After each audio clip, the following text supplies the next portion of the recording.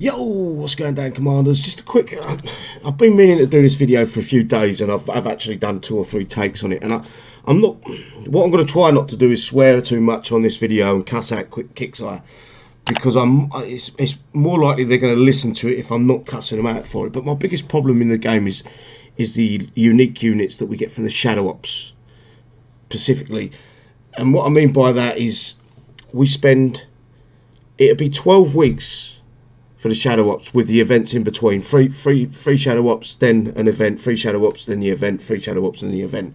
So it's roughly about 12 weeks that the Shadow Ops runs for, that we've got to get the 8 parts. So we've got to collect the 8 parts for that. Then we've got to do the Elite Base, which is 40 parts. I know we do get the 4, 3, 2, 1, blah, blah, blah. And then we've got to get 80 parts from the event when the unit eventually comes out. And my biggest argument is, and biggest problem, is if you actually look at the units, I'm pointing at the war barge here, but there is others that are just, I don't know, they're just shameful, really.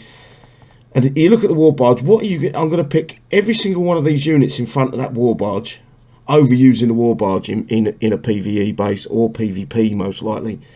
I know the war barge does get a massively reduced repair time during in a PvP tomb, but my argument is, the time spent collecting all these parts and making sure you're leveling the unit up, so it's 3 days, 5 days, 7 days to get it to elite, a mega, and even if you go as far to get it to a max level, the time and the money it's spent into these units are not worth it if you compare them to the other units that you got next to them, which I would pick in this squad here. I would pick Daedalus, Aegis, High Guard, Icarus, and then the Omega War Barge. If I was using these in a base, if I had to pick, it would be literally the last one, but it's the most heavily upgraded. It's the most heavily where you have to just keep grinding out crap. It's like Kixeye have lost their way with the uniques. I'm going to say since the Fighter Company, where there was a bug with it, it's like they're scared of the uniques, if they're overpowered, if they do too much damage. But they've got to understand, when they're asking us to do that, work that for that length of time for a unit, and it doesn't do as good as units that we can get in one event, or units we can get really, really quickly or really easily, they've got to question themselves. And it's not just the grind that we're doing for the unit, it's also the repair time if we do use the unit in a base and so forth and so on. So if we use this unit in a base, we're going to cost ourselves around 6-7 hours repair, roughly 6 to 8, I think it works out to be. If I put Aegis in a base, it's a 30-minute repair, or 30 something minute repair. If I put Daedalus in a base, it's about the same, about a 36-minute repair. Where's the give and take here? These units are meant to be the pinnacle, they're meant to be the top of the best of the best, and they're just not. And you can do the same thing if you move across. And again, it stems since the Fighter Company and its bug. It seems to have stemmed since then. The Kixeye really don't want us to be using these units, but they do want us to get them. So they make them just look good enough on paper that you say this is going to be the next big thing, when in truth it's not. So if you go with this, even if you put that one in with it, you're picking. And let me scroll down a bit. I know for a fact, right, if I was hitting a base and it was a bit tricky, I knew I was going to get a little bit of damage in there, that something's going to get one shot off. I'm picking nearly every single unit over these two. And these are good units. They're just not worth the repair time. They're not worth the 6 hours repair if I do use them in a base and get nicked. So I'm going to use the Salvatore, which is, in my opinion, about 5 times the unit of both of these. 5 times, and it's a unit that I could get in one. It's not one event, obviously I needed to get more tokens in the next 3 events, but I could actually get my hands on the unit, my hands on the tech in one event. Whereas these two, it was spread out over a 9-week Shadow Ops campaign. Then it was 40 parts for the Elite base. Then it was 80 parts for the Omega base. And then it weren't just that, you had to do it every event. They would put 2 new techs out for the unit, and you had to also collect them over the course. It don't work out to be a little bit of time. It works out to be about 5 or 6 months before you get the first drop of the base, the Shadow Ops base, to the point you get the last tech and the Omega parts needed. And I'm picking this unit. I'm also picking any of these units over these two, which are very good units.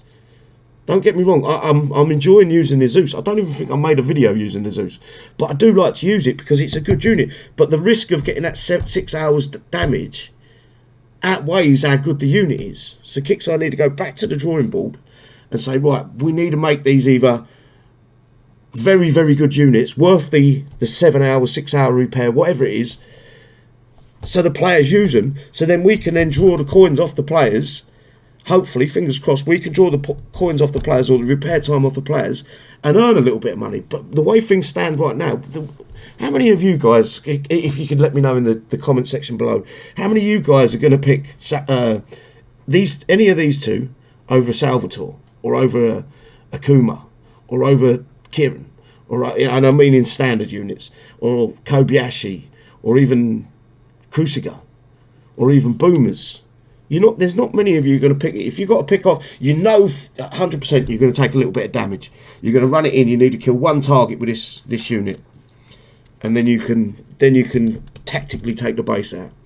You're not going to pick one of these two. You're not going to pick any of the uniques. This is probably the only unique, which is a factionless unique, that Kixeye for some reason have stopped producing. I don't know why, but that's the only one with a reasonable repair time.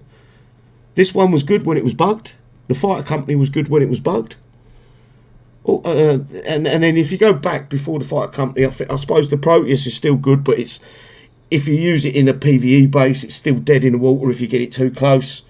This had a chance of being good, but again, the repair time's too much. I just can't. It just boggles my mind. And going back to the days where there was uniques that were coming out that were good, like the Darkstorm, for instance. That was a fucking menacing unique. It was probably the top 3 of the uniques we've ever had in this game. And then you go back further than that, you get the Juggernaut. What a fucking unit that was. If you could go out and you can do a few bases, you can pick things off tactically with the Juggernaut, and it worked perfectly for its time. And no longer as good as what it was, nowhere near as good as it was. But if you compare them, and even the dildo, the flying dildo, what was that called? Hang on, let me go to me here. The flying dildo, I don't even think I got it built. Yes, I have. The Herald on its day, fantastic unit. Fantastic until Kixeye brought out crap that killed it. The Blackout was a real good unit until Kixeye, again, they fixed it. I guess I'm quoting as well. The Omega Chopper Company, what a fucking unique that was. Even this, the Harbinger, on its day, it was useful. From out the box, you got it, your 8 parts, you could use it. But nowadays, it's like they've just completely given up with uniques, and I don't understand it. I'd love to know your thoughts, guys. I know some of you are going to say, yeah, but you can use it for this, you can use it for that. The Zeus, if I'm honest with you, it was very good in PvP because it shoots over the walls. So if you can get it into the CC or at a bunker, you can shoot over the walls and probably to kill that CC. But is it better than just having one? I would compare it up against one of these in PvP. And I'll take one of them over that. I think you can actually fit nearly 2. 225 is the size of these. I think 2 of these is the size of that Zeus. Which is, yeah. So you can have 2 Jackals over a Zeus. You're going to go with the 2 Jackals.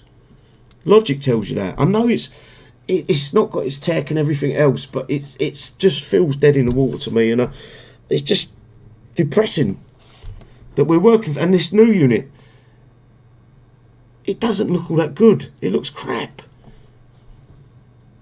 And I know we haven't actually seen it in use, but it's just something Kixeye putting out, and in the hopes that they're going to earn some coin out of it from people just wanting that next big thing.